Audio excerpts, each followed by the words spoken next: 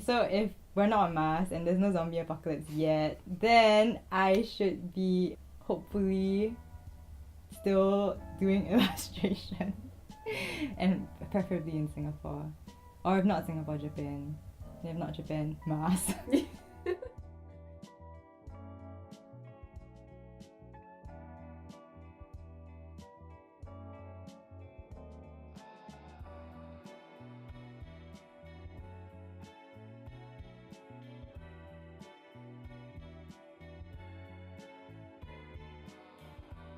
My name is Marie. I am an illustrator and I am currently doing my master's in Camberwell. So my background is actually in animation. I picked it because I like to tell stories.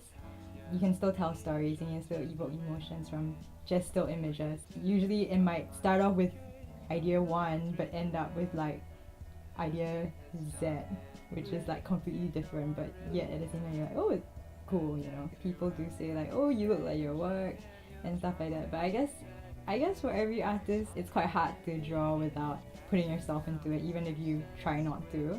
At the end of the day, somehow it will still like kind of seep in. I'm definitely a lot more comfortable with digital, but I think that's also a problem. I'm not comfortable with analog, but like being uncomfortable is good. I realized that I like digital is because like I like perfection, or my idea of perfection, but now doing analog, like there's a lot of letting go and a lot of like finding the beauty in imperfections. I guess what scared me or what I wasn't comfortable with is like there was no control over like doing it. When you're doing digital, you can like command Z and like, you know, change everything, and you can tweak the color to the exact point that you want.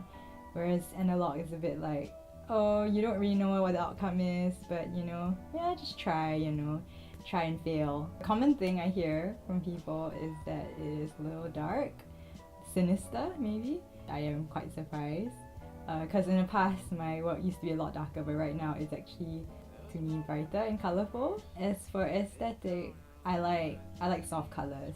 I like girls and flowers and things like that.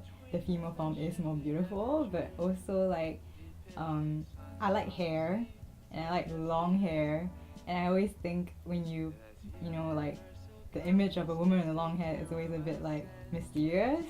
I really like hair so much that I keep my hair in my drawer.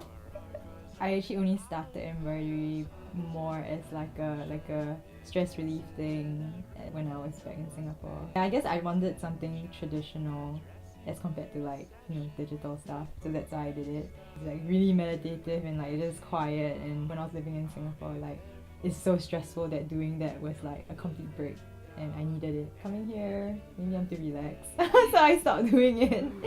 I actually find a lot of inspiration from films and books, but mostly films because I'm more like visual.